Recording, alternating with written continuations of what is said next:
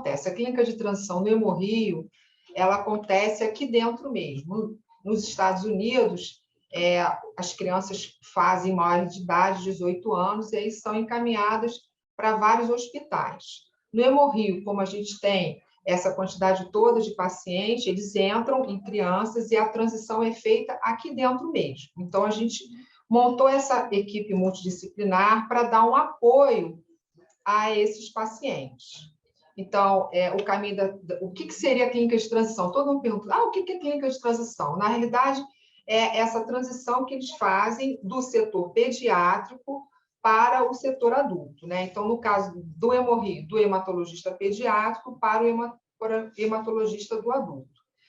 Então, a gente tem, inicialmente, a gente fazia essa clínica de transição de 13 a 18 anos, dos pacientes com doença falciforme. E aí a gente viu que tinha necessidade de fazer esse tipo de acolhimento para os pacientes mais jovens. Então, a gente chamou, o doutor Luiz achou melhor chamar de cuidado global, quando a gente estiver com pacientes de 0 a 12 anos, e de 13 a 23 anos, então seria a clínica de transição. Todo mundo sabe que a adolescência e a juventude em si costumam ser fases complicadas, repletas de conflitos, questionamentos, dúvidas, e é também a fase de descobertas e do autoconhecimento. Daí a necessidade de a gente ter desenvolvido a consulta, inicialmente da enfermagem, fortalecendo esse autoconhecimento com kit do autocuidado, com coisas que a Gabriela vai colocar para vocês. Então, doenças crônicas demandam atenção e rotinas de autocuidado do próprio jovem, como é o caso da doença falciforme e como é o caso dessa equipe multidisciplinar que vai tentar educar o paciente para ele conviver com a doença falciforme, entendendo o que está acontecendo. Então, inicialmente, a gente pegou, como aqui no Hemorrio, os pacientes saem da pediatria e vão para o clínico, com 18 anos, a gente começou exatamente nesse período aqui, de 18 a 23 anos. Então, a gente tem a consulta da enfermagem, que é uma consulta que a gente já veio ao longo do tempo, desde 2017, desenvolvendo a consulta da transmissão genética, da dor domiciliar, das doenças sexualmente transmissíveis, que a Gabriela vai colocar, com questionamento e orientações, a consulta com o dentista, que a Sara vai colocar, a consulta com o assistente social, que é feito com a Natália, com toda a equipe da assistente social, só que a Natália teve um problema de saúde com o filho, não vai estar presente, mas a gente está à disposição para quem tiver algum tipo de dúvida, ela está à disposição.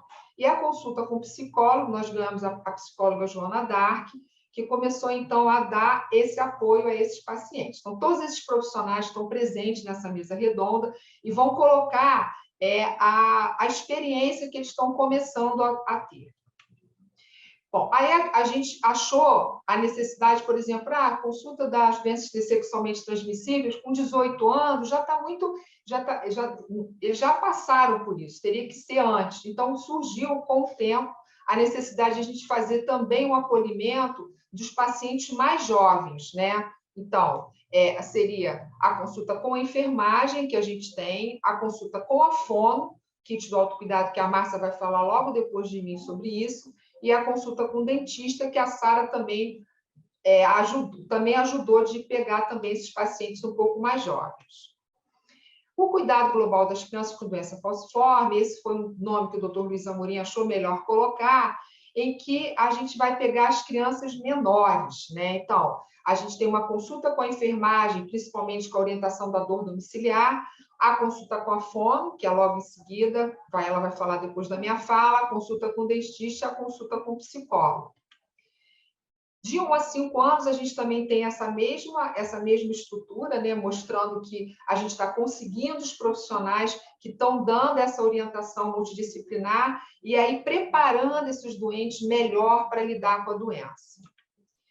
E a gente tem os cuidados que do pezinho, dos médicos que a gente chama do pezinho, que são os pediatras que pegam os bebês. O Hemorrio recebe uma base de 5 crianças com 2 meses de idade com doença falciforme. Eles vêm através do teste do pezinho que é feito fora daqui, né? Então, a gente tem a consulta da enfermagem, que é com a Dislene, que ela faz todo um preparo, e a gente conseguiu também que o Hemorrio tem um odontopediatras, e elas também fazem a consulta com o bebê.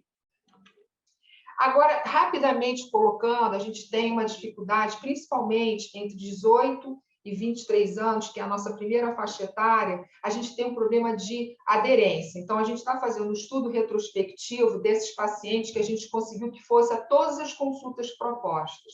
E a gente vê que eles não conseguem. Então, a gente tem várias propostas antigas, como gincana, que a gente inventou de eles pegarem a receita na farmácia, depois eles irem para a enfermagem. Não, irem ao médico, pegarem a receita na farmácia e irem na enfermagem. E aí a gente fez um sorteio, uma hora de um tablet, outra hora de uma máquina. A gente também desenvolveu folders e bolsas plásticas para uma melhor aderência. Eles ganhavam essa sacola plástica para eles carregarem os médicos, as medicações. Teve o desenvolvimento do manual da aderência, mas tudo isso não deu muito certo. Né? E a gente consegue, rolezinho também foi uma outra. Isso eu estou dando para vocês a nossa preocupação que sempre existiu da aderência desses pacientes às consultas médicas. Agora, imagina as outras consultas. Então, isso é um trabalho que a gente vem fazendo desde 2013, com várias ações diferentes para tentar ver se faça com que o doente venha à consulta e que faça o exame. Em 2019, a gente conseguiu, em 2018, a gente conseguiu fazer finalmente o SMS, em que o doente recebia o SMS em que ele tinha o dia do exame e o dia da consulta. Isso durou um tempo, porque a gente precisa de uma outra pessoa, de um patrocinador que dê esses disparos.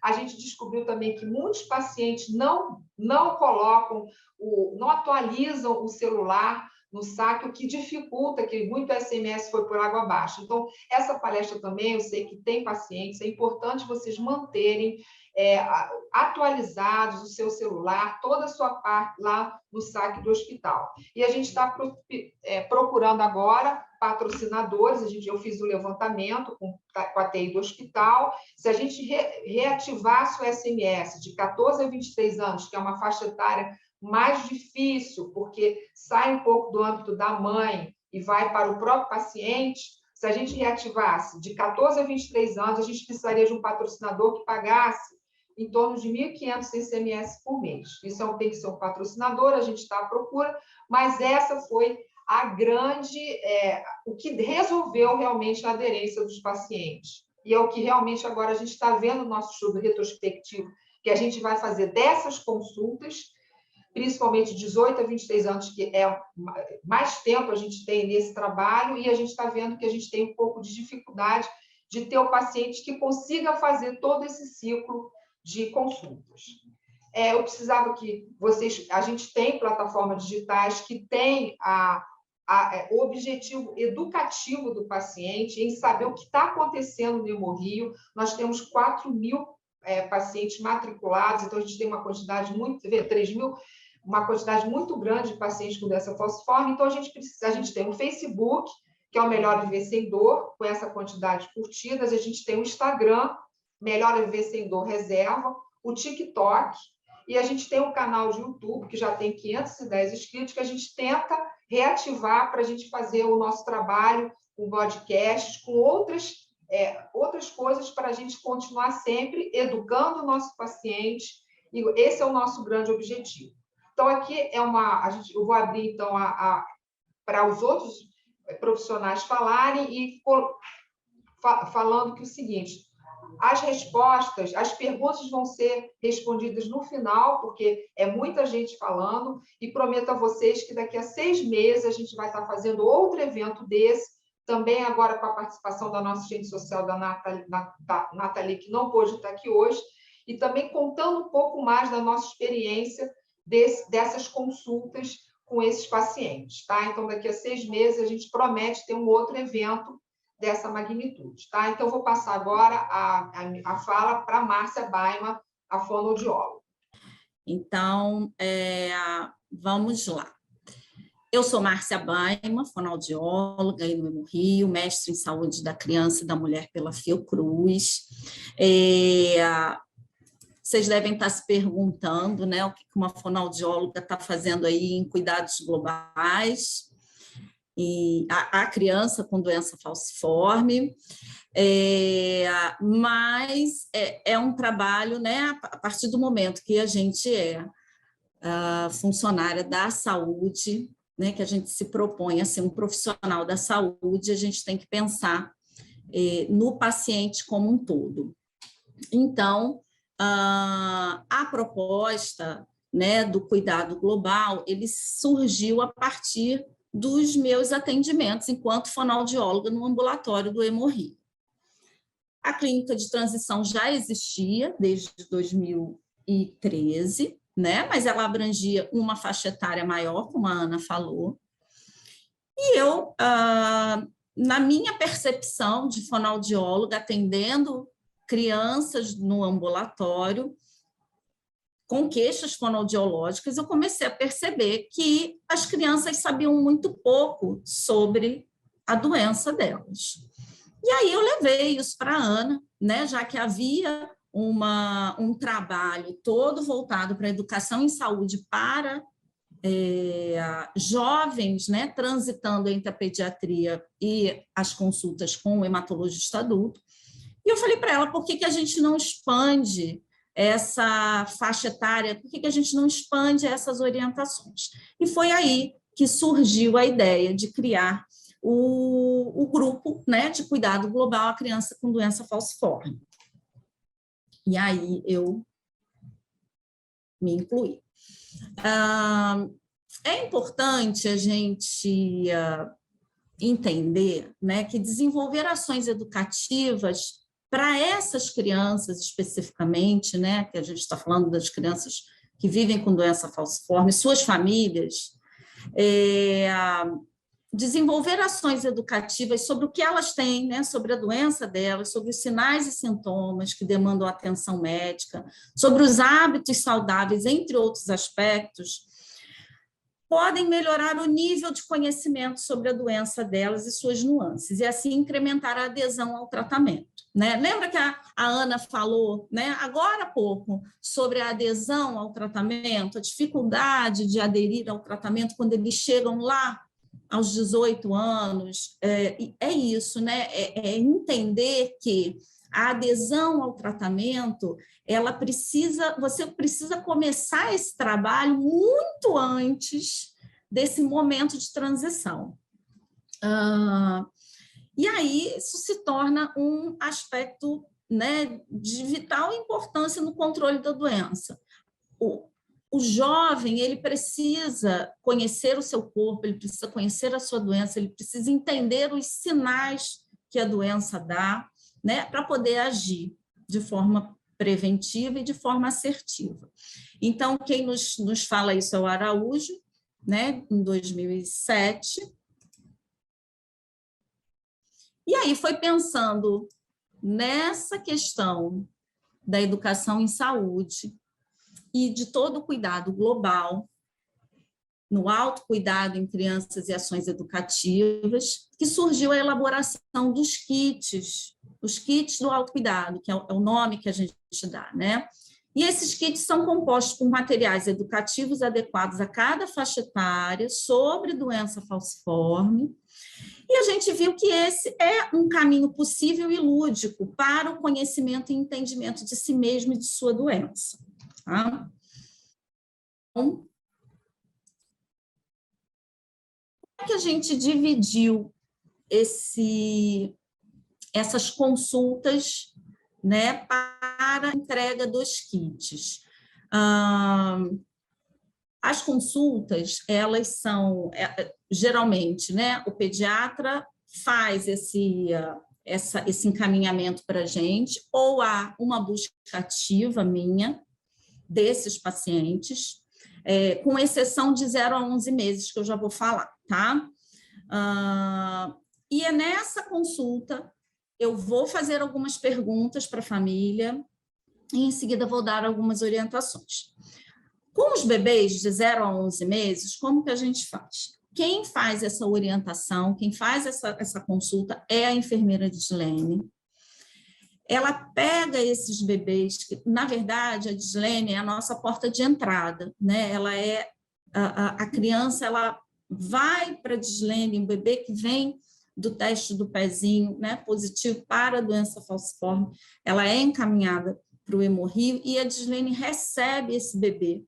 E nessa consulta com a enfermeira dislene, eles vêm bem bebezinhos mesmo, alguns vêm um pouquinho depois, tá? Mas vêm bem cedo. A dislene dá todas as orientações, né, necessárias para esse primeiro momento. Então, o que a gente incluiu no kit de autocuidado? A gente incluiu um termômetro, uma dedeira, o manual do bebê com doença falciforme, que é um manual específico do Hemorrio, tá? Orientações sobre aleitamento materno, é importante, essas mães às vezes vêm com algumas dúvidas. Orientações sobre a síndrome mão-pé. Orientações sobre sequestro esplênico. Um gibi da Turma da Mônica sobre doação de sangue, porque a gente começa a orientar esses pais da importância da doação de sangue, até para que ele possa mobilizar pessoas a seu redor, a família, né, os amigos, enfim, para fazer doação de sangue. O melhor é viver sem dor, que é para que eles possam se comunicar, né, com a gente, com a nossa plataforma. E a gente também entrega gorro e sapatinhos de lã, que são doações que a gente recebe e que a gente inclui nesse kit como um presente, né? Uma forma de acolher essas famílias nesse momento. Até porque, quando elas recebem a notícia, né, de que o bebê tem a doença falciforme, eles se assustam, muitos nem nunca ouviram falar, e é importante ter um bom acolhimento nesse momento. Então, essa é para a faixa etária bem miudinha mesmo, para o início. Depois, a gente fez uma outra faixa etária de 1 a 5, tá? Lembrando que existe muita diferença entre uma criança de 1 ano e uma criança de 5 anos. Então, esses kits eles são adaptados conforme a demanda, tá?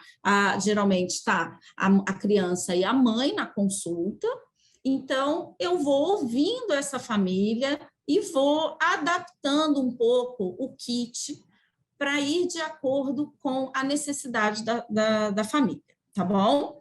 Mas o que a gente pensou para essa faixa etária entre 1 e 5 anos? A gente pensou em dar o manual, né? A gente dá o manual sobre doença falciforme, que é o mesmo manual lá dos bebês. Por quê? Por incrível que pareça, a gente pega mães de crianças nessa faixa etária de 5 anos e muitas às vezes numa faixa etária acima, que ainda tem muitas dúvidas sobre a doença do filho, tá?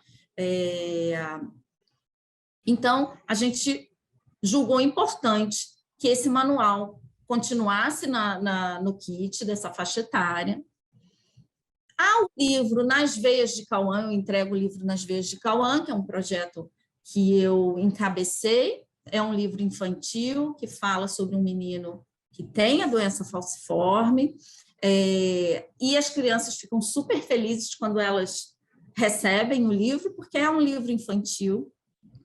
Oriento as mães, e na verdade o livro é para isso, é para conversar com as crianças sobre a doença delas. Eu sempre explico isso para as mães, que a leitura ela precisa ser mediada, né? A criança de 1 a 5 anos, né, de 5 anos, por exemplo, ela não sabe ler ainda.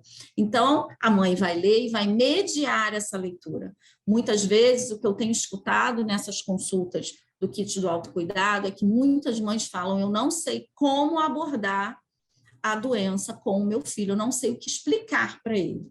Então, o livro infantil ele não se propõe a ser um manual, ele não ensina a criança, né, sobre a doença falciforme. Na verdade, ele conversa com a criança sobre a doença falciforme, tá? E aí a gente aproveita para, quando a criança ainda é bem pequenininha, 1 ano, né, entre 1 e 2 anos, a gente ainda dá as orientações sobre a síndrome mão-pé e as orientações sobre sequestro esplênico. A gente já oferece um guia para professores sobre doença falciforme, porque muitas crianças já estão na creche, tá? Eu sempre pergunto se a criança já frequenta a creche, porque é importante a gente dar informações à escola. Nem sempre a escola sabe o que é a doença falciforme, não identifica os sinais de dor, os sinais de alguma indisposição da criança. E é importante que eles saibam. Então, eu acrescento o guia dos professores. A gente dá o gibi da Turma da Mônica sobre doação de sangue, pelo mesmo motivo que eu já falei. O cartão Melhor é Viver Sem Dor, para a gente ter esse contato. E um kit para colorir, tá? O kit para colorir, a gente tomou cuidado de colocar imagens para colorir que passem alguma mensagem para a criança. Então, por exemplo, a gente tem lá, são algumas folhas com alguns desenhos, então eu tenho beba bastante água, se agasalhe no frio, que são orientações de cuidados que a criança precisa ter, tá bom? Então, existe essa preocupação de estar falando a língua da criança nesses kits. Nessas consultas, eu aproveito, porque eu sou fonoaudióloga, e eu aproveito para saber da mãe se a criança está com algum atraso no desenvolvimento dela, não só no desenvolvimento de linguagem, mas no desenvolvimento cognitivo, no desenvolvimento motor, porque quanto antes a gente localiza dificuldades que podem aparecer, mais rápido a gente consegue tratar e melhorar, tá? Então, não é simplesmente a entrega de um material, é uma conversa com essa família, identificando demandas que essa família pode ter e muitas vezes a gente perde, tá? O outro kit é o de 6 a 12 anos, que aí já são para crianças que a gente imagina que já estejam alfabetizadas e que já tem alguma ideia, né, do que é a doença falciforme, do que estão fazendo ali no Hemorrio, mas a gente se surpreende com as respostas, tá? A maioria não sabe do que se trata a doença falciforme. E aí, nessa faixa etária, eu pergunto diretamente para eles, né? Você sabe o que você tem? Você sabe o que você vem tratar aqui no Hemorrio? E, surpreendentemente, eles dão respostas de sintomas, quer dizer, de coisas que eles sentem. Então, por exemplo, tem criança que diz que é uma doença dos ossos, tem criança que diz que é uma doença de dor de barriga, enfim, eles falam de outras doenças, doença que dói as pernas. Então, na verdade, eles falam de sintomas, eles não sabem muito bem o que acontece no corpo deles. E é claro, como eu já disse, a gente precisa adaptar a nossa linguagem em cada fase da vida, mas é preciso falar um pouco sobre isso, né? A criança, ela precisa ser protagonista da sua história, então ela precisa fazer parte disso. Ela não pode ser apenas levada ao hospital para um exame, para uma consulta, entendeu? Ela precisa fazer parte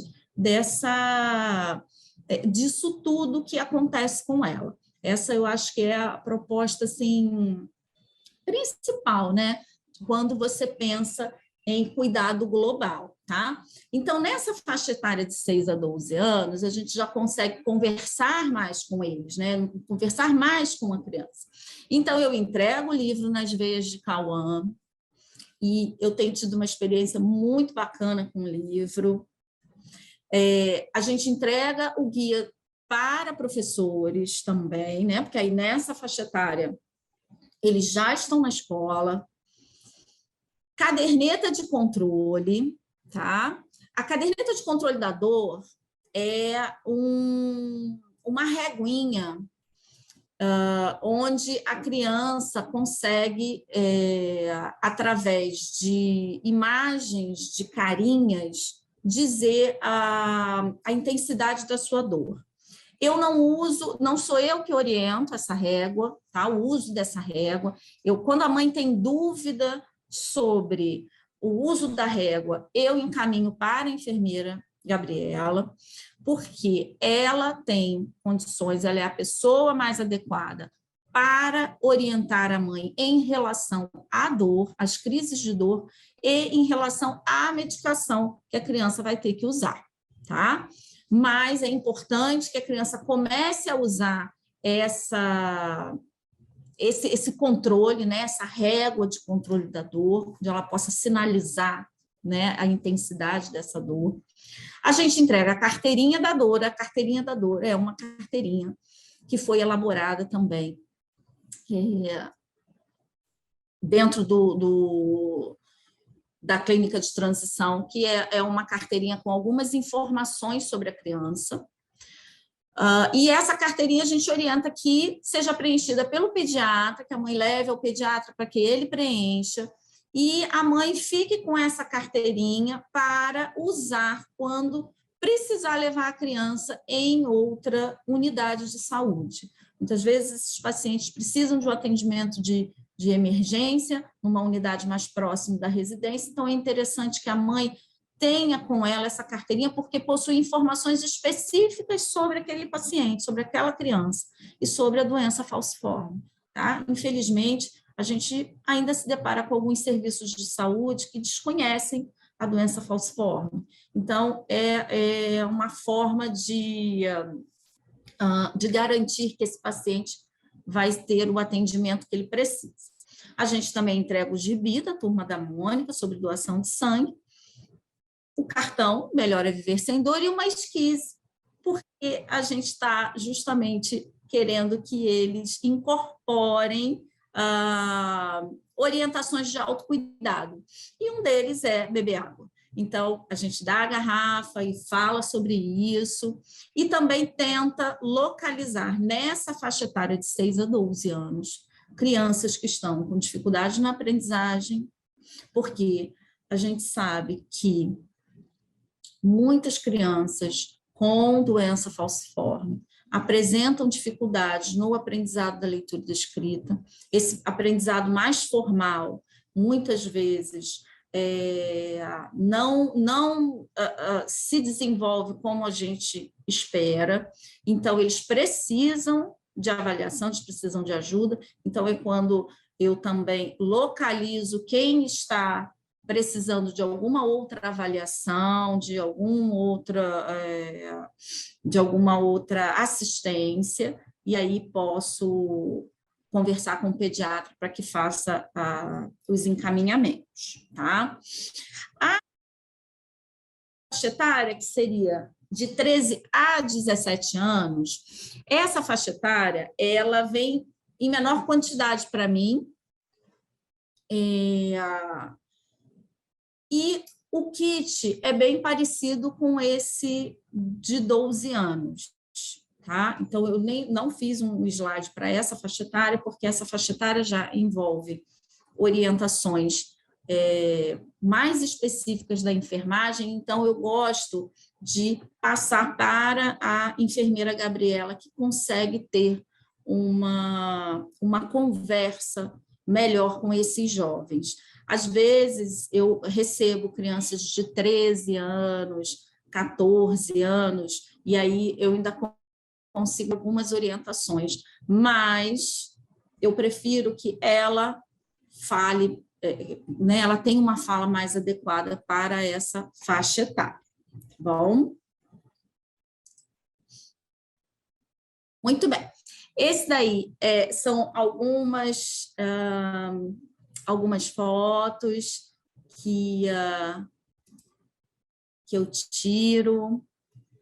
Aqui está a Dislene, que é a nossa enfermeira, que acolhe os bebês, né? Eles vêm bem pequenininhos e são bem fofos.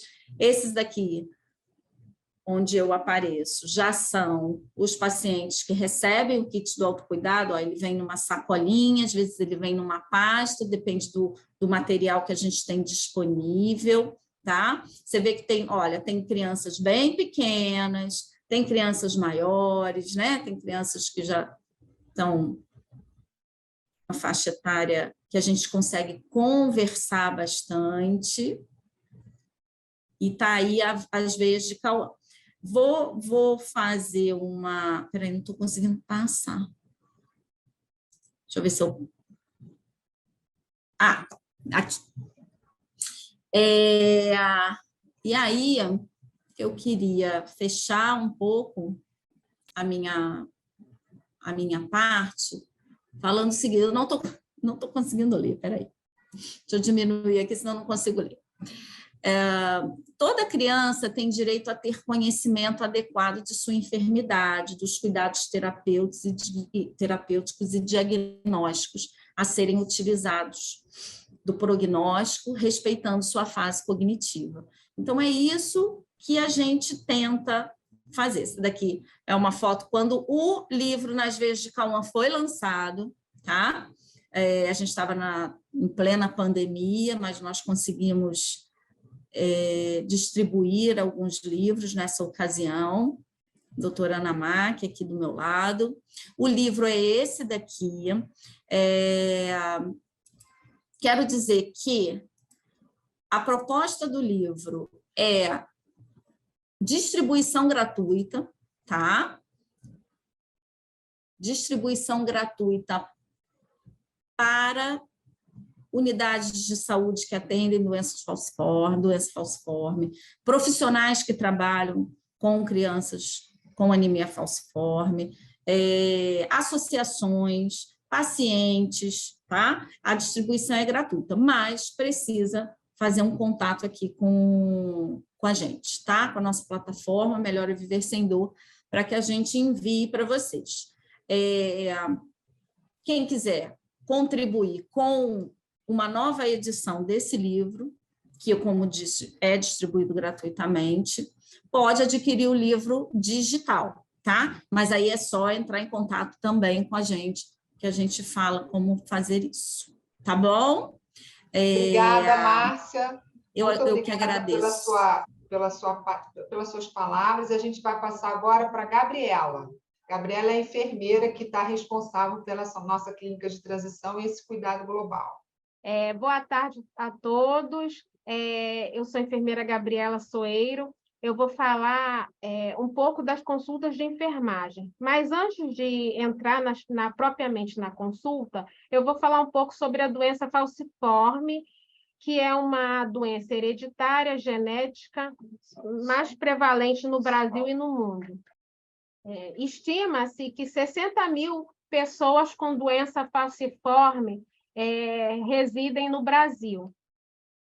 Mas, assim, como que é a doença falciforme? Como eu estava falando para vocês, ela é uma doença hereditária, genética, muito prevalente no mundo e veio para o Brasil por conta dos movimentos migratórios no momento da escravidão.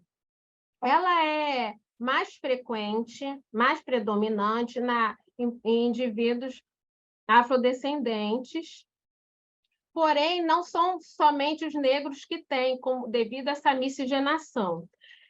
Então, os não negros também apresentam e podem apresentar bastante a anemia falciforme. A anemia falciforme, ela é um nome, a doença falciforme ou anemia falciforme é um nome dado ao conjunto de hemoglobinopatias que existe e caracteriza-se pela alteração dos glóbulos vermelhos no sangue, hemácias, que assumem o formato de foice em condições adversas, como o frio e a desidratação. Esse formato das hemácias, que deveria ser arredondado, é formato de foice, fica parecendo um caroço de feijão. E esse formato dificulta a circulação e a chegada de oxigênio aos tecidos, desencadeando uma série de sinais e sintomas, como dor crônica, infecções e icterícia. A doença falciforme, ela pode levar a problemas em quase todo o corpo, como síndrome torácica aguda, insuficiência renal e insuficiência hepática, sequestro esplênico, acidente vascular cerebral e infecção e icterícia. Estima-se que no Brasil existam cerca de 60 mil pessoas com doença falciforme. Como eu falei para vocês, é uma doença de origem africana que veio para o Brasil devido à escravidão.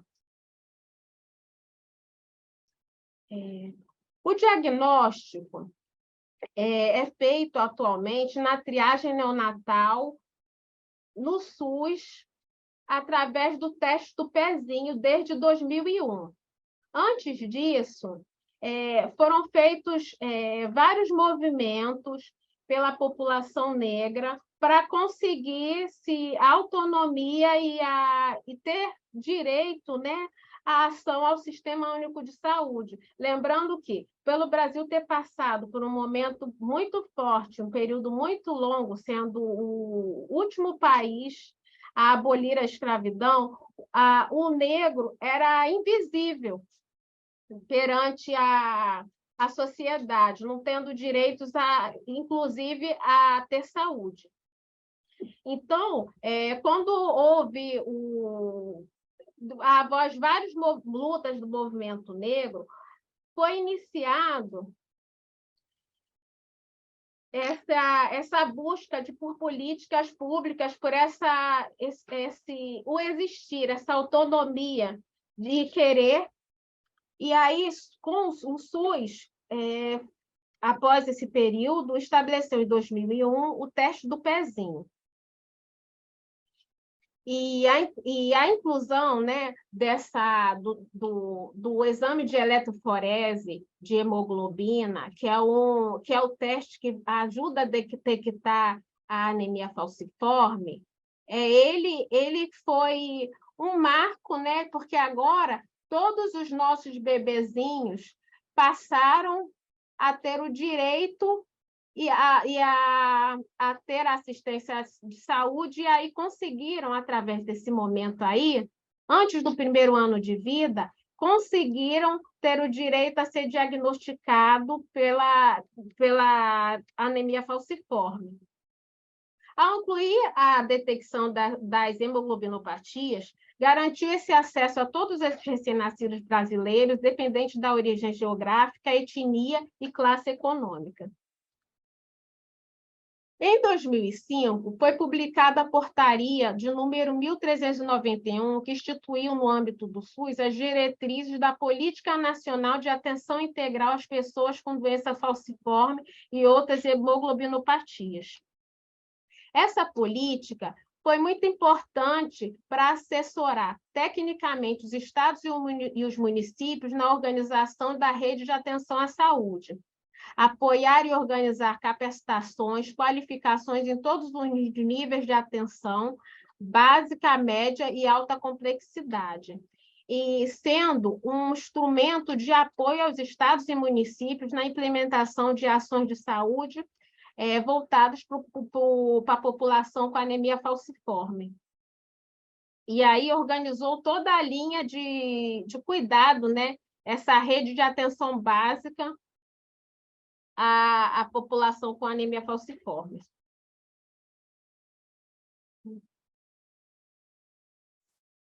E por tudo isso que eu falei, a anemia falciforme, a gente encontra, é uma doença crônica que exige uma abordagem multidisciplinar, e onde a gente vê os pacientes internarem com muita frequência devido à crise vasoclusiva e STAs, que é a síndrome torácica aguda, principalmente. E aí, foi pensado nessas consultas de enfermagem, por quê? Os jovens, entre 18 e 23 anos, costumam ter uma alimentação rápida, beberem bebidas assim como refrigerantes, bebidas alcoólicas, e aí isso tudo agrava as crises álgicas. Pensando nisso, além dos alimentos gordurosos, que é toda uma alimentação rápida e não uma alimentação que realmente vai proporcionar a esse jovem uma benefícios para a saúde dele. Com alimentos como verduras, uma alimentação que eles deveriam ingerir bastante líquidos, principalmente água, para poder sempre estarem hidratados, para impedir que eles tenham crises álgicas.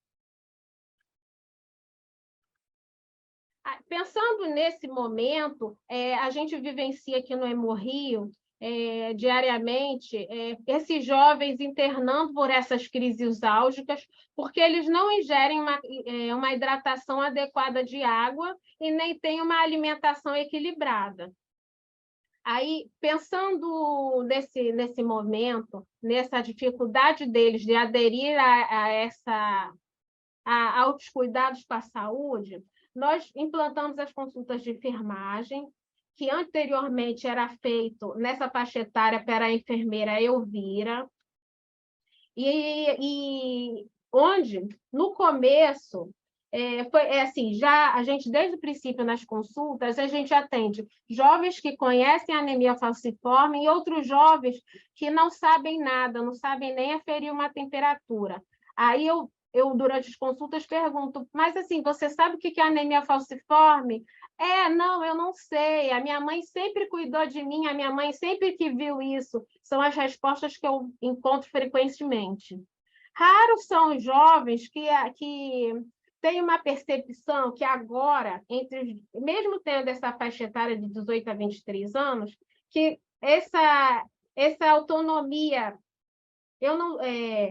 e os estudos falam que, por conta de ter uma patologia, o que a gente costuma ver é isso, os pais, a família, infantilizando esse jovem, e ele se vê, muitas vezes, como incapaz, como doente da família,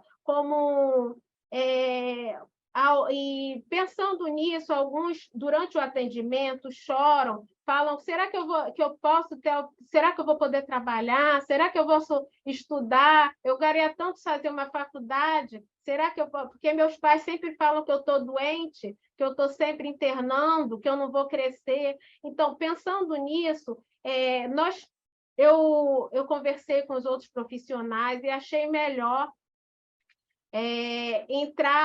ter uma participação não só da enfermagem, mas da psicologia, do cuidado da saúde mental desses jovens. E aí nós conversamos e a psicóloga Joana passou a fazer parte também do projeto.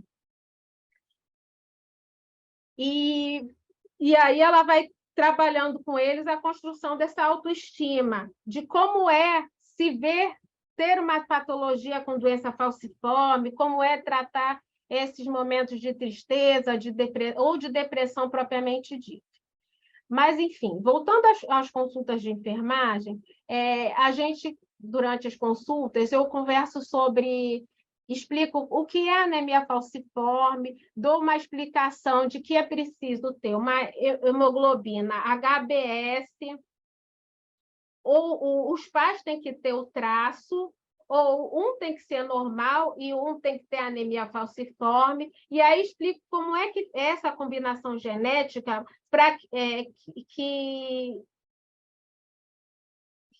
como essa combinação genética e o porquê deles terem a doença falciforme. E, além disso, incentivo que eles façam o exame de eletroforese, que planejem, quando queiram, né, ter uma família, queiram formar uma família, ter um filho, que converse com seus parceiros, para que venha até o Hemorrio também fazer esse teste, para ver as possibilidades de ter ou não, de ser ou não uma criança com anemia falciforme. E aí, além disso, eu falo sobre a escala analógica da dor, que é essa escala que está aqui. Essa escala analógica da dor é um score de avaliação da dor pelo paciente, onde o 0 significa ausência de dor, de 1 a 3 é dor fraca, de 4 a 6, dor moderada, de 7 a 9, dor de intensidade forte, e de 10 é uma dor insuportável. Além disso, nesse projeto, a gente dá essa carteirinha do ambulatório da dor. Essa carteirinha, eu converso com esses jovens, é muito importante eles estarem o tempo todo com elas durante durante todo o momento que eles saiam de casa, porque, às vezes, eles vão a outras unidades onde encontram profissionais que ainda não sabem como é tratar uma pessoa com doença falciforme. E essa carteirinha vincula ao Hemorrio, mostra que eles são pacientes do Hemorrio, e aí, qualquer dúvida, eles ligam para o Hemorrio, né? O profissional que está atendendo, liga para o Hemorrio e aqui é atendido e recebe as orientações necessárias para uma melhor qualidade do atendimento dos pacientes com anemia falciforme. Além disso, é dado esse imã de geladeira, que é para eles colocarem na geladeira mesmo a receita prescrita pelo médico, onde está nessa receita que a Ana Mac fornece, está escrito os horários das medicações. E aí eu enfatizo, olha, não façam as medicações da dor no mesmo horário. E anotem, tem que fazer o seguinte, se a dor tiver se for uma dor fraca, iniciar com dipirona ou paracetamol. Se a dor for de 3 a 6, você vai fazendo a dipirona, o paracetamol ou o ibuprofeno, mas aí em horários diferentes, sempre intercalando essas drogas, para vocês saberem qual é que é a dosagem, qual que é o medicamento que está fazendo efeito. E, após 24 horas sem dor, retirar, né, essa medicação, retirar o diclofenaco ou ibuprofeno e manter só a dipirona. Caso a dor não passe, venha para o Hemorrio do serviço de emergência, que nós estaremos aqui para atendê-los. Com certeza haverá médicos, enfermeiros, técnicos de enfermagem e toda uma equipe preparada para atender vocês. Se a dor for graduada de 6 a 10, iniciar com dipirona ou paracetamol, intercalar em outro horário com ibuprofeno ou diclofenaco e também intercalar com mais uma medicação, que é a codeína. Após 24 horas sem dor, retirar a dipirona ou paracetamol e passar para a codeína para 8 em 8 horas, alternando com o diclofenaco ou ibuprofeno. Se a dor não passar, voltando, venha para o Hemorrio, porque às vezes é necessário fazer transfusões de sangue ou troca. Esse Viver Sem Dor é o projeto que está aqui no Hemorrio, que a gente tem, onde tem um link para entrar no Instagram ou no Facebook, que vocês vão ouvir várias lives sobre o assunto. Aqui é um folder do Ministério da Saúde, falando que a gente também dá para os pacientes. Ele é todo explicativo, falando sobre a anemia falciforme. Aqui, para descontrair, né, que dentro do kit também tem esses passatempos para eles aprenderem e brincarem um pouco de caça-palavras.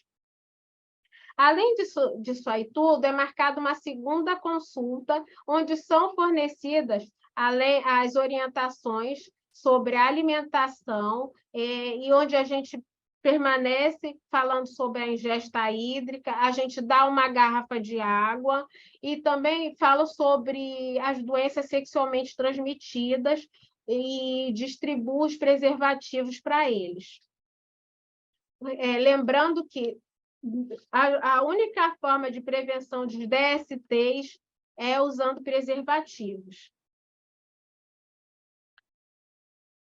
Aqui são as referências utilizadas. E aqui é o e-mail esse telefone é o contato o meu contato, aqui é o contato do Hemorrio, onde tem o telefone daqui, que aí o paciente, o jovem ou seu familiar, caso passe mal, caso esse jovem passe mal, ligue para cá, pode ligar para cá, pedir orientações. E aqui é o endereço do Hemorrio, Rua Africaneca, número 8, bairro do Centro, Rio de Janeiro. Obrigada, Gabriela. Agora a gente vai passar para outra, agora é a psicóloga Joana. Não é isso, Gabriela? Obrigada. As perguntas vão ficar no final, tá? Boa tarde. Eu sou Joana Dark Bastos, psicóloga aqui no Hemorrio. Vou falar um pouco com vocês sobre o que é a clínica psicológica nessa caminhada, né, da clínica de transição. Qual o lugar, então, né, da clínica psicológica dentro da clínica de transição no tratamento da doença falciforme? Qual é o lugar, qual é a função? Bem, a clínica psicológica, ela tem uma função que é um significante vivo de instaurar o ato analítico de fazer ouvir. A clínica é uma clínica que se entende analítica, que ela vai operar através de cortes e suturas para recortar o que é a demanda de análise em relação aos jovens que tratam da doença falciforme. Né? A gente entende que essa etapa de transição é um percurso da vida dos nossos pacientes, né, que representa a caminhada do sujeito. Esse sujeito que a gente está recortando, que é o sujeito jovem, que iniciou a adolescência dele por volta dos 12 anos, e que aqui para nós, né, para efeito do tratamento, a gente considera adulto quando ele atinge os 23 anos. Então, entre a adolescência e a vida adulta, ele tem aí uma caminhada onde a gente pergunta como são os passos, né? Como é que esse jovem vai se deslocando ao longo desse caminho, ao longo dessa jornada, né? Para onde os passos, né, o levam, para onde eles vão e de onde eles vêm. Esse período entre a adolescência e a vida adulta, a gente chama de juventude. E a gente entende que a juventude é um acontecimento que ele vai trazer na vida desse sujeito um movimento, não é um acontecimento que tem uma fixidez, né? Ele traz um movimento, é um acontecimento que traz mudanças que vão tirar o sujeito do lugar, né? Vão desterritorializar, e um acontecimento que traz transformações. O sujeito jovem, né, que está vivendo essa juventude, ele traz as mudanças no seu corpo, na sua subjetividade, nos seus afetos, relações, na sua estrutura. O corpo ele está passando por mudanças, né, fisiológicas, mudanças hormonais, alterações no crescimento, transformações dos seus caracteres sexuais. A subjetividade dele, né, ele sai de um pensamento mais concreto para um pensamento abstrato, para um domínio da linguagem. A criança em tenra idade, né, ainda precisa do aporte dos brinquedos, dos desenhos, para poder trazer a linguagem, né, para esse lugar ativo que faz dela um sujeito. Mas já na juventude, ele está lá no domínio, no apogeu dessa linguagem, né? E também de um pensamento mais argumentativo, onde ele pode trazer hipóteses, né? Onde ele pode construir um entendimento, algum entendimento do mundo e da vida que ele tem diante de si.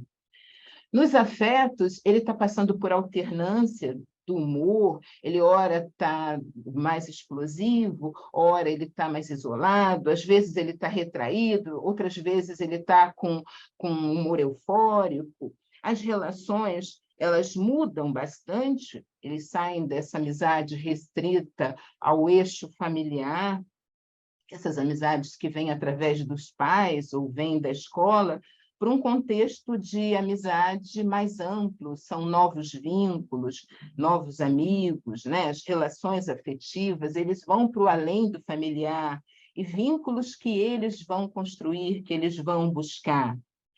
A estrutura vai viver todas essas mudanças, ele sai da estrutura de criança, do púbere, para a estrutura de um jovem, onde ele se torna contestador, onde ele aponta para as contradições da vida, para as contradições que ele vai encontrar dentro do contexto familiar. E o jovem, ele quer ver a mudança. Então, é um movimento contínuo.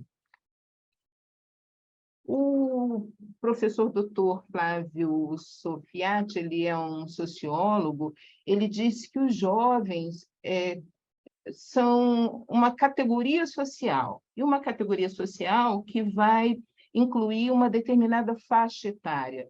Nós, aqui na Clínica de Transição, recortamos essa faixa dos 18 aos 23 anos, considerando os 23 anos como eixo da fase adulta, né? Como já tinha apontado inicialmente.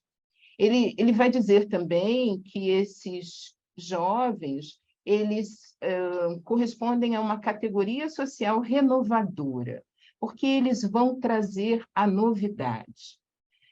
Nós investimos o jovem dessa possibilidade de fazer a mudança.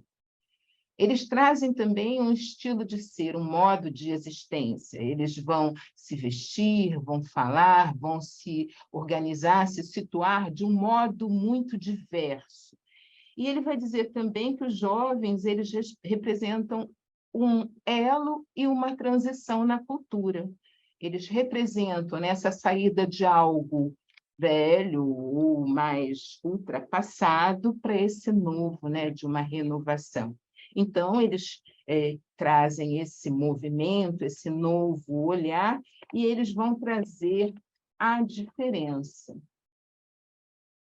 Agora, a juventude, ela também é uma vivência de crise. Ela não é só uma etapa de mudanças físicas, né? Não é só, até isso não é nem um pouco no que se refere ao humano, mas é uma etapa onde o sujeito ele sai de uma organização e ele vai ter que construir uma nova organização frente a um desconhecido. E isso é uma operação de crise, né? É quando ele começa a construir uma expectativa a respeito da vida adulta. Ele começa a se perguntar se ele tem condições de autossustentação e de autorrealização. E as questões que ele traz dentro de si são muito parecidas com essa que eu coloco aqui. Será que eu vou conseguir ser um adulto? Será que eu vou conseguir dar conta de mim? E são questões difíceis do jovem responder, porque ele não tem ainda um lastro existencial. Ele ainda não consegue olhar para trás e ver o próprio percurso, ver aquilo que ele conquistou, aquilo que realizou, ou ver aqueles momentos em que ele caiu e levantou. Isso ainda não está presente. Ele ainda não vive esse só depois tão necessário para a gente conseguir responder essas perguntas, né, que são perguntas que, se a gente voltar para o nosso período da juventude, a gente vai lembrar que elas estiveram presentes, né, em todos nós. E é bastante difícil dizer quem é você e o que se quer.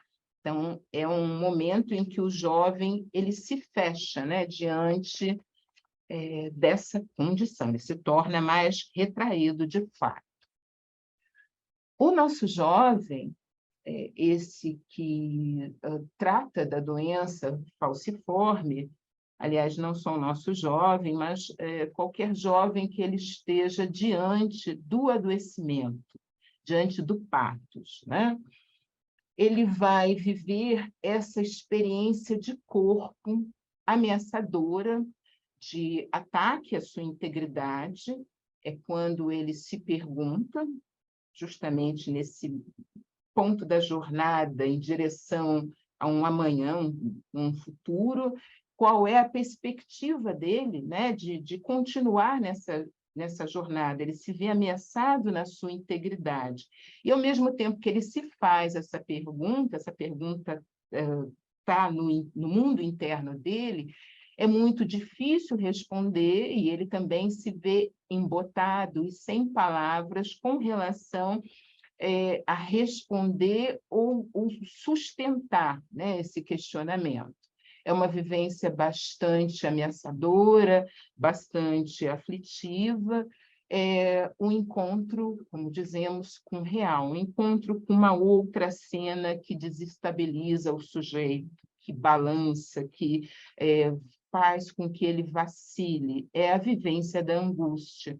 Vai impactar o simbólico, dizer, é muito comum a gente encontrar o jovem mais fechado, mais retraído, com muita dificuldade de falar, inclusive, sobre a doença falciforme.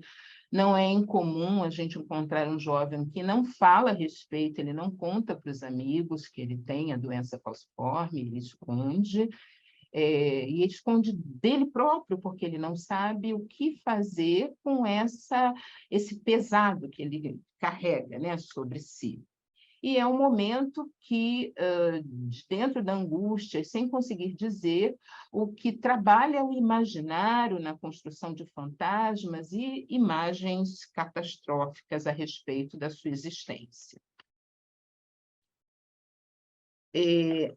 Esse é um momento, né, principalmente aqui para o nosso jovem, as voltas com a repercussão no corpo da doença falciforme, que a dor de existir, que ele vive na alma e no corpo, se encontra com as crises de dor da anemia falciforme. A dor, ela funciona como um instrumento de corte na angústia, como uma descarga corporal. Ele obtém um alívio do mal-estar através de um ponto de dor no corpo.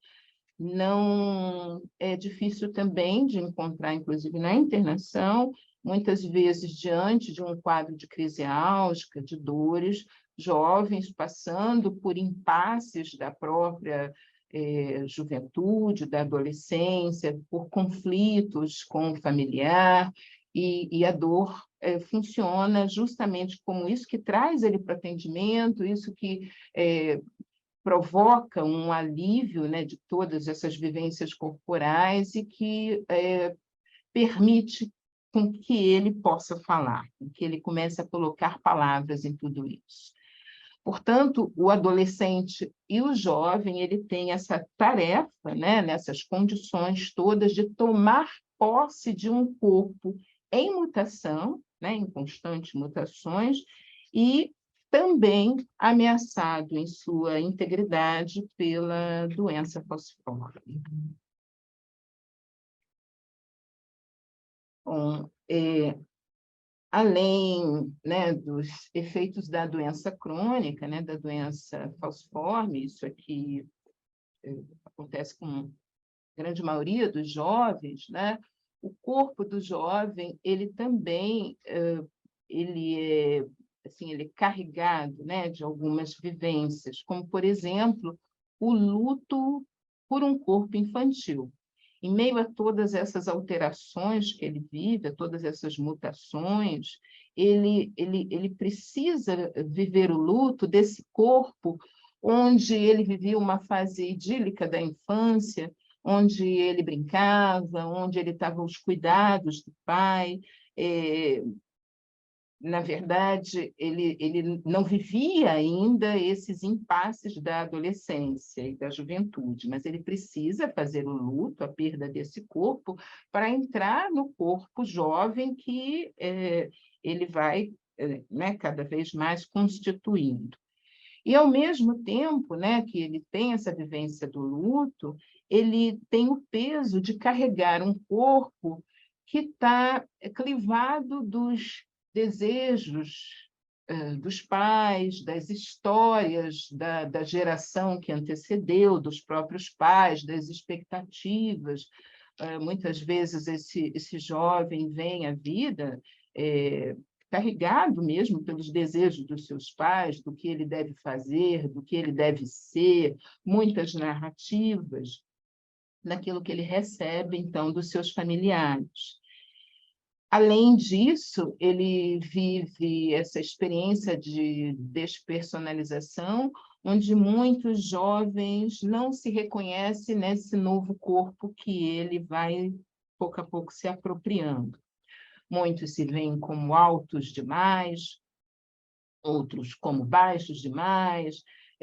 Na própria doença falciforme, às vezes, eles se questionam pelo crescimento, né, ser comprometido pela doença, ou porque gostariam de ser mais bonitos, né, ou não, outros se sentem muito gordos, alguns vivem as questões de um corpo, né, como a enfermeira Gabriela falou, são jovens que vivem os impasses do racismo, às vezes gostariam de ter nascido brancos, né? Porque nascer branco tem privilégios na cultura.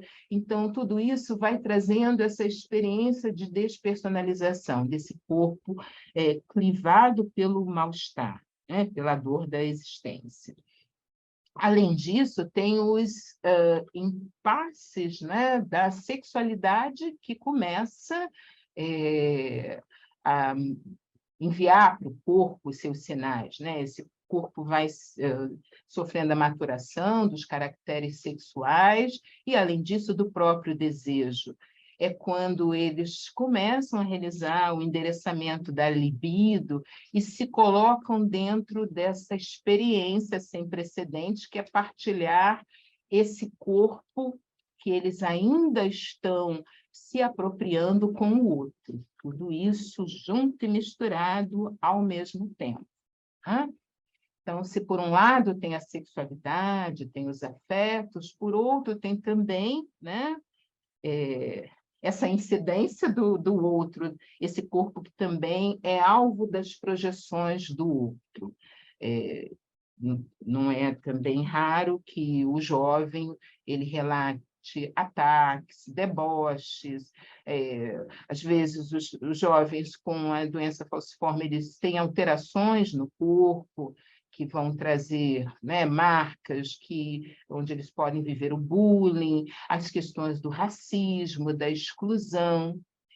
Portanto, essa caminhada na transição não é uma caminhada suave, é uma caminhada atrapalhada, ela é uma caminhada vacilante, o jovem se embaraça, as alternâncias de emoções estão muito presentes, né, de irritação, de tristeza, de explosão, de raiva, de isolamento.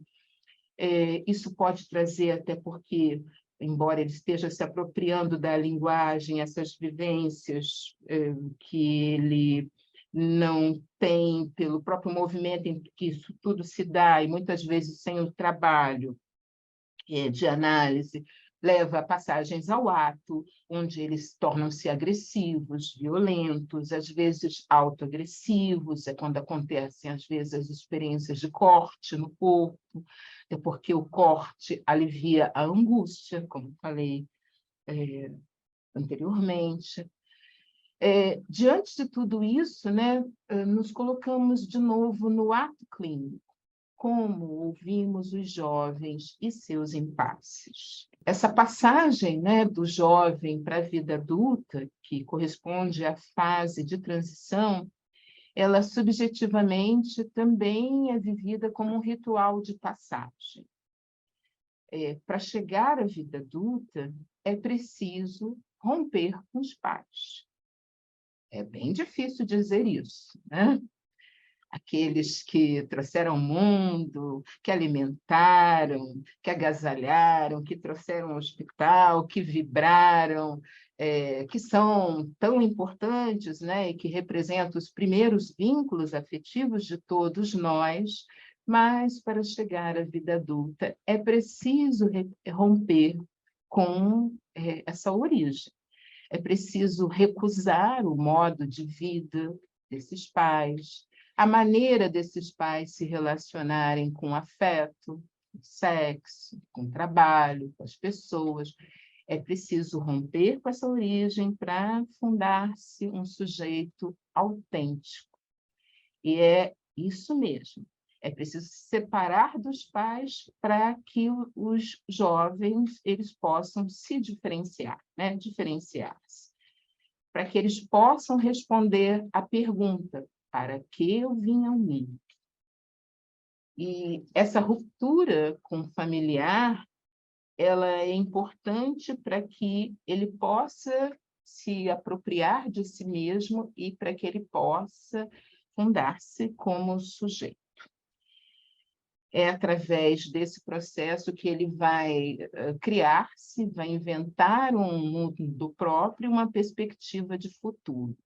Sem isso, é muito difícil construir a tal da autonomia, tão importante na clínica de transição, que é isso que a gente espera encontrar, é isso que a gente espera encontrar como movimento no jovem, né? Que começamos a abordar, que começamos a acompanhar, que começamos a cuidar. Um cuidado voltado para esse ponto de autonomia. Então, aqui, agora, no presente, é preciso que o jovem encontre as razões para ele querer avançar, para ele seguir em frente ao encontro daquilo que ele vai inventar. Não está dado, não é dado pela família, não é dado pelos pais, ele precisa inventar. Ele vai precisar avaliar o próprio potencial, avaliar quais são as fragilidades dele, para aí, então, ele construir um autocuidado, né? Para ele poder cuidar-se, cuidar de si, ele precisa entender quais são as fragilidades e quais são os próprios potenciais, né? Todos nós possuímos.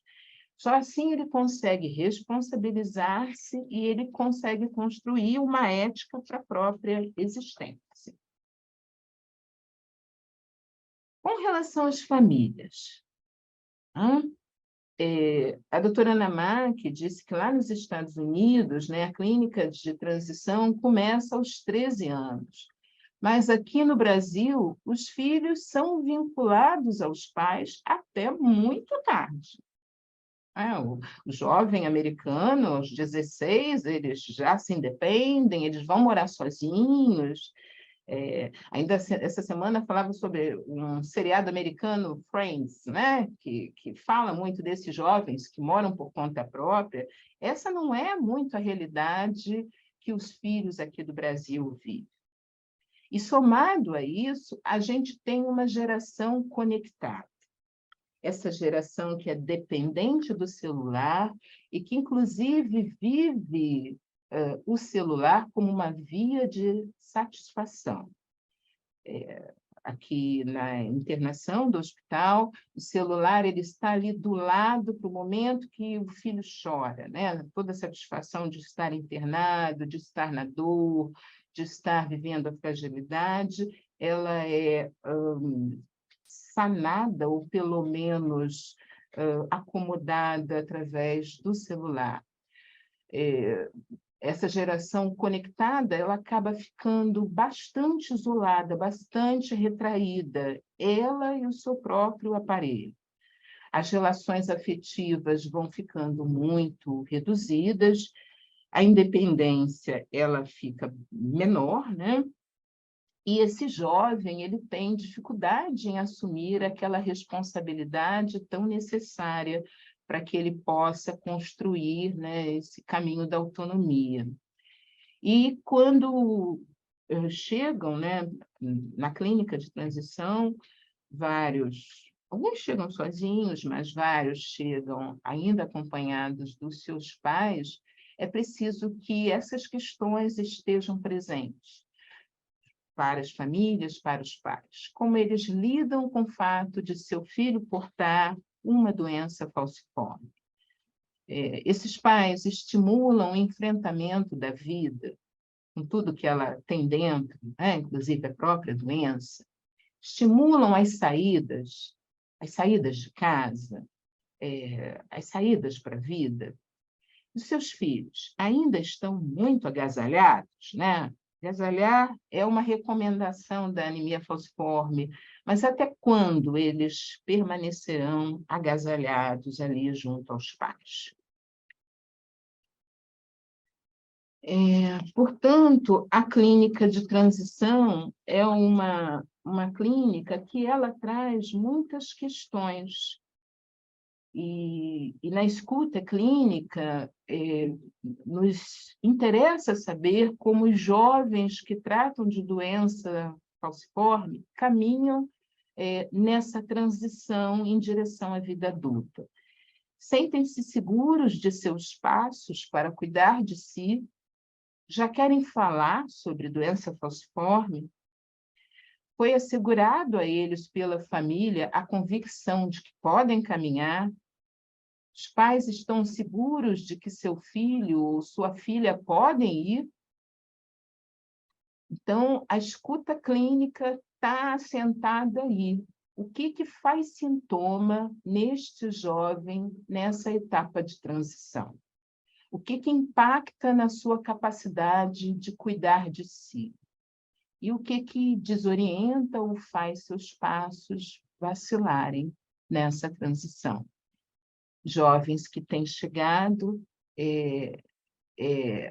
a esses pontos, né, que a gente tem se dirigido, ainda é um período inicial, né, ainda estamos nesse momento de ver, né, de conhecer esses jovens, quem é o jovem que trata de doença falciforme aqui no Hemorrio, mas a caminhada que temos adiante é por aí, né? É brava. Bom, eu coloquei aqui, né, algumas referências, Psicanálise de Paz, né, o Seminário de Lacan, em que ele fala sobre a angústia, um pouco sobre adolescência, num livro de Vera Nobel, que é um enfoque psicanalítico, e eu agradeço a atenção de todos. Obrigada, Joana, pela sua participação. A gente vai passar agora para a dentista Sara. Bom, boa tarde a todos novamente. Primeiro, eu gostaria de saudar a mesa. As explanações feitas anteriormente, né, a gente viu o quanto esse jovem, o quanto essa clínica de transição, esse projeto é de suma importância para o acompanhamento, né, o crescimento, o desenvolvimento desses jovens. Eu sou Sara Cristina da Silva Passos, eu sou cirurgiã dentista. Mais uma vez, a gente vem falar sobre esse cuidado, que é um cuidado multidisciplinar, né? Então, a clínica de transição, ela acaba abordando outras categorias profissionais é como um rio, né? E aí, como esse rio, a gente tem uma passagem de um adolescente por diversos caminhos que se acumulam, né? Se interlaçam para fazer o desenvolvimento ou para potencializar o desenvolvimento desse jovem. A gente tem a inserção da medicina, do serviço social, da psicologia, a enfermagem, a fonoaudiologia e a odontologia. Eu sou cirurgiã dentista, formada pela UFRJ.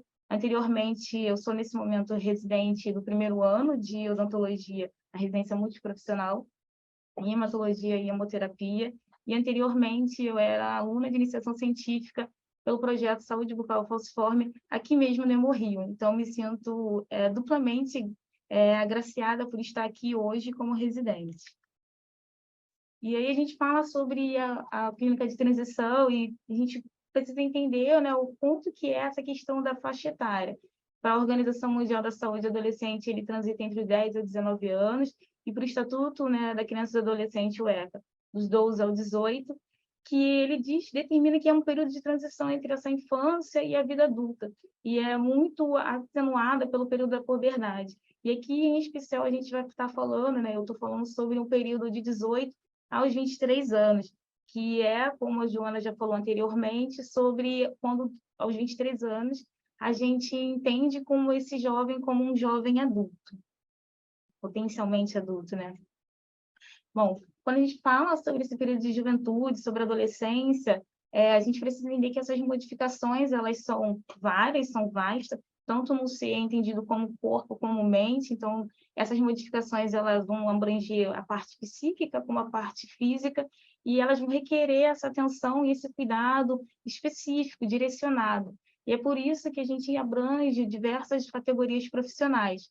Essas modificações, elas vão hormonais, elas vão gerar uma certa passar por momentos relativos e dificuldades relativas ao inerente ao próprio crescimento e desenvolvimento, como o próprio amadurecimento psicológico, as questões da sexualidade já abrangida aqui pela doutora Joana, a questão de relacionamento familiar e social, o relacionamento com seus pares, a própria questão da inserção no mercado de trabalho e o relacionamento com seus pares. E a gente precisa entender que esses jovens, né, pela própria condição psicológica de serem mais abertos, de assumirem esse risco, eles podem estar mais vulneráveis às questões de bebida, às questões das infecções sexualmente transmissíveis, à gravidez precoce, ao abandono ou não abandono dentro do ambiente escolar, às mudanças de comportamento que vão gerar a desperta ou um pouco menos de você estar mais à vontade de fazer as coisas, uma bateria social menos abrangente, a própria depressão, que hoje a gente vê atingindo todas as camadas sociais e todas as faixas etárias, e as próprias questões e situações de risco. E essas modificações hormonais, é claro que ela também pode afetar a forma que ele se vê o mundo e a forma que ele está inserido no mundo.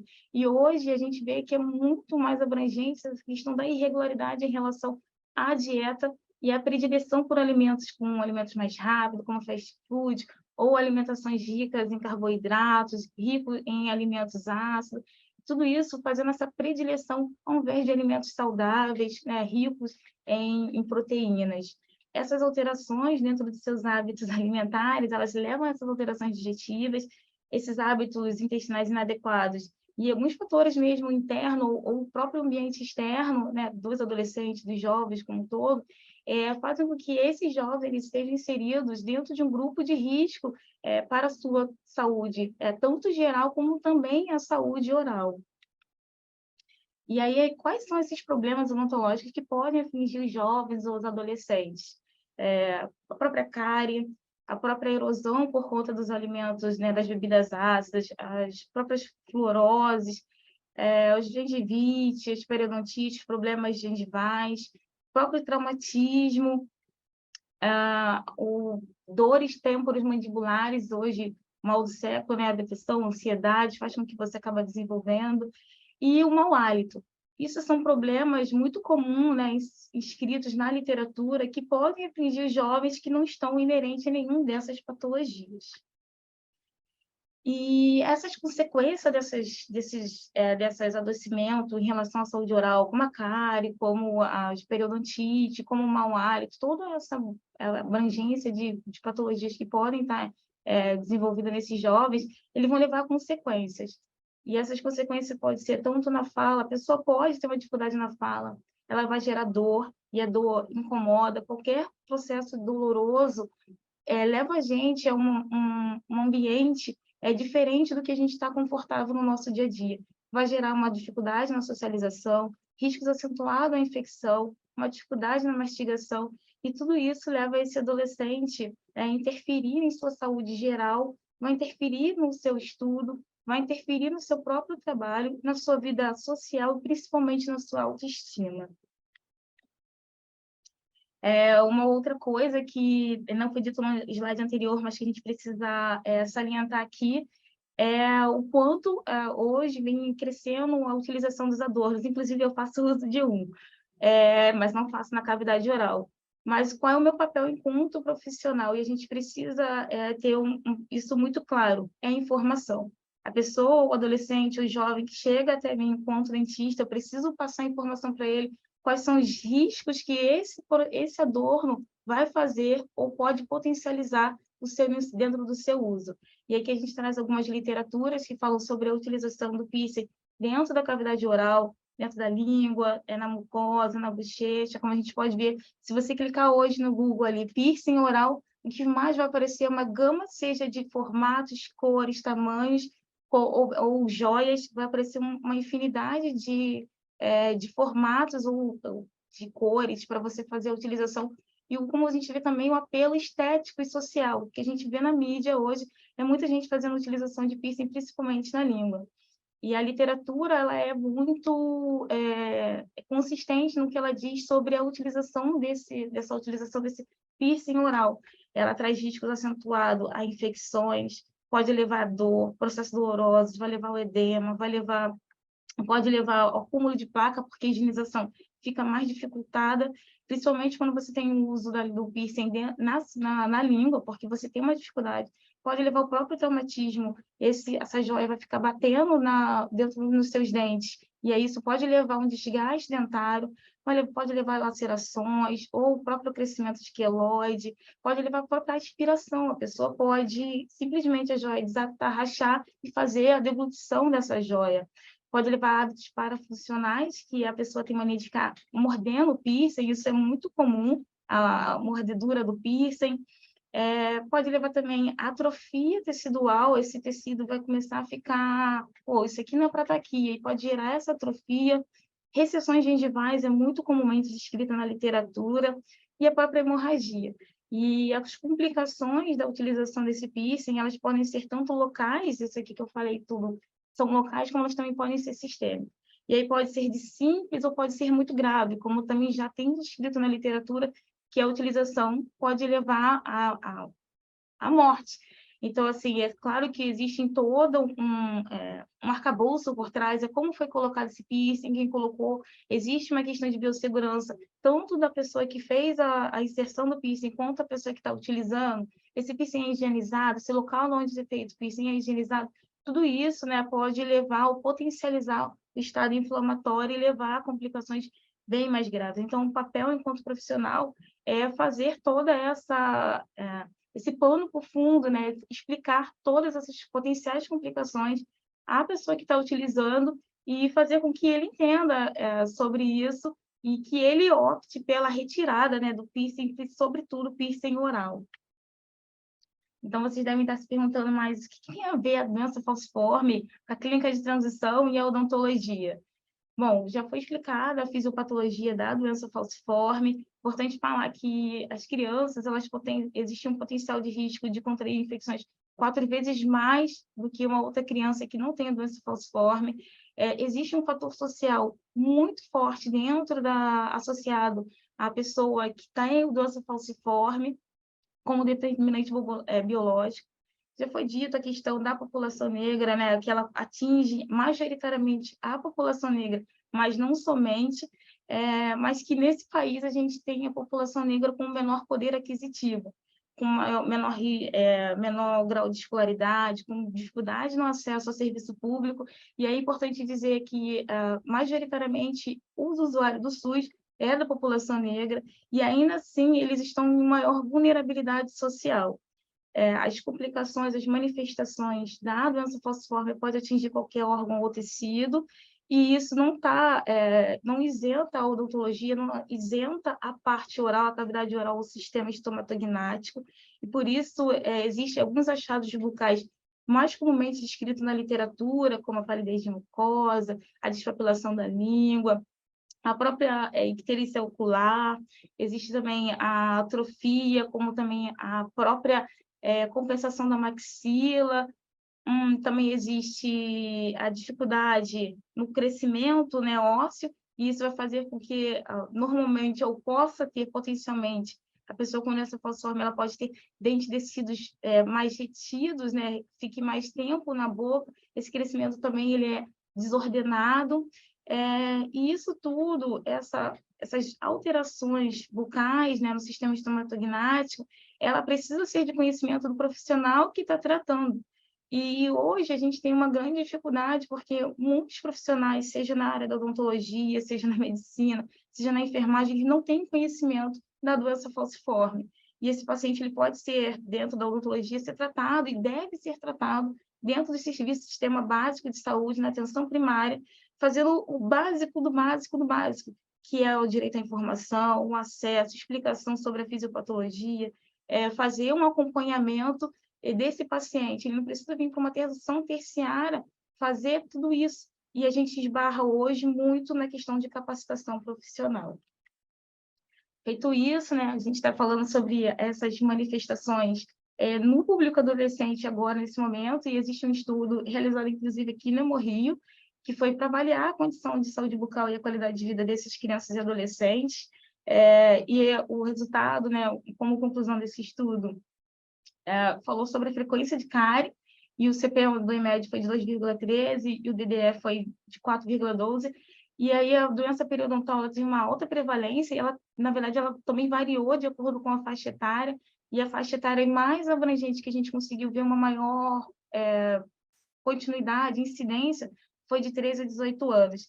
A gente precisa entender uma máxima de que a saúde começa pela boca, ela é verdade. A qualidade de saúde bucal, ou a saúde bucal é vista como um indicador de saúde, de qualidade de vida. Existem inequidades raciais em saúde, sendo a população negra o grupo mais vulnerável em relação aos brancos, isso foi amplamente abordado aqui. A gente tem um indicador chamado racismo institucional, e isso é muito visto a qualquer pessoa que trabalha no campo da saúde. E aí a gente traz a frase de Angela Davis, né, que a gente não basta só não ser racista, a gente precisa ser antirracista. E antirracista é conhecer a doença falciforme e tratá-los todos como de uma maneira igual. E aí, em relação a essa condição de saúde bucal de crianças e adolescentes, que foi esse estudo, a gente conclui que, em média, existe a presença de efeito de desenvolvimento de esmalte, foi potencialmente visto mais 2 vezes mais do que a cárie, a própria cárie, mas em relação à doença permanente, e que o fator, a questão da dor, ela é indicada como uma condição impactante na qualidade de vida dessas crianças e adolescentes, tanto crianças e adolescentes como seus respectivos responsáveis. E a dor, em relação a Gabriela falou, a enfermeira Gabriela falou muito sobre as internações dos pacientes com doença falciforme por crises de dor.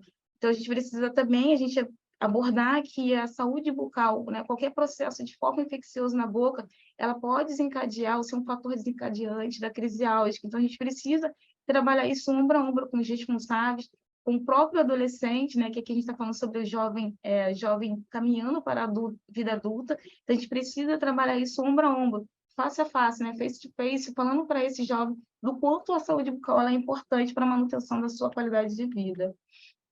E quais são os achados que eu, como dentista, tenho visto hoje atendendo essa população no Hemorrio?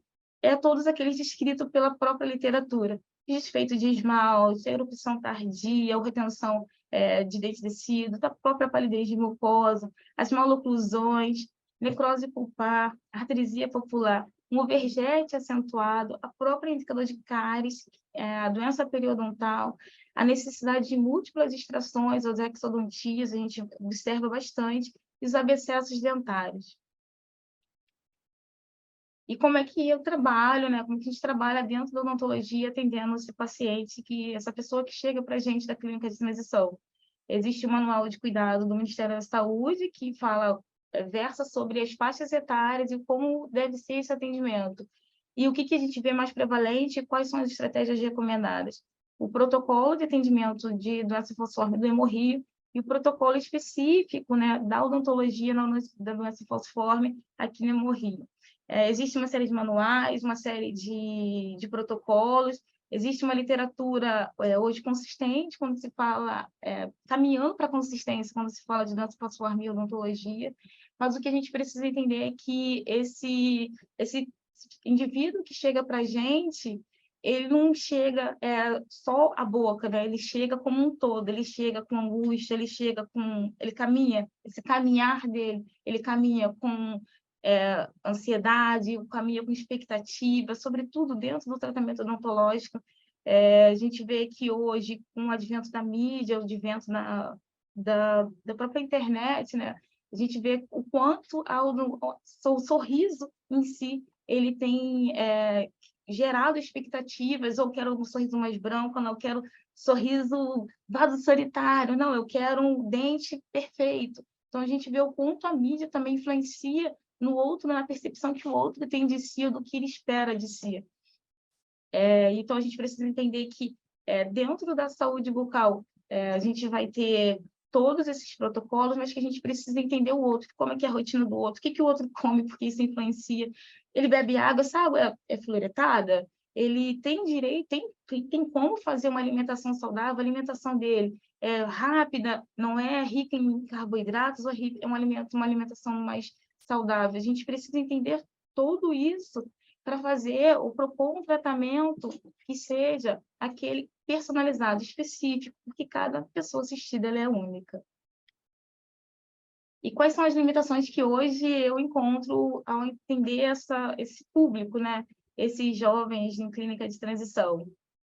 Como já foi abordado aqui amplamente, é a adesão. Então, hoje a gente tem um índice de faltas muito grande, muito acentuado, e essa falta, ela normalmente não é uma falta, faltei porque eu quis. É sempre uma falta atrelada a outras questões, outros questionamentos. É sempre, não tenho condições de chegar no Hemorrio, não tenho RioCard, eu não ganho BPC, eu não tenho como fazer isso, eu não tenho como fazer aquilo, não tinha com quem levar. E apesar de a gente estar falando sobre jovens, né, 18 a 23 anos, muitos deles não chegam sozinhos ao Hemorrio. Eles estão sempre acompanhados. Essa transição ainda é uma transição dolorosa para o responsável e para o jovem. Dificilmente eu atendo um jovem nessa faixa etária que não tenha um responsável do lado de fora esperando ele terminar a consulta. Então, tudo isso gera esse impacto, né, leva a essa falta de adesão ao tratamento, e isso poderia ser sanado facilmente dentro da odontologia se eles tivessem acesso à atenção primária, de uma forma muito mais sedimentada. Então, hoje a gente esbarra na adesão do paciente, porque quando ele falta a minha consulta, a gente tem esse cuidado de agendar a consulta odontológica, fazer o agendamento da consulta na odonto, junto com a consulta do cardio, junto com a consulta do neuro, com a enfermagem, com a psicologia. E mesmo assim, quando ele falta ele falta em sequência, porque ele não veio nesse dia tinha mais consultas. Então, a gente vê que isso dificulta muito.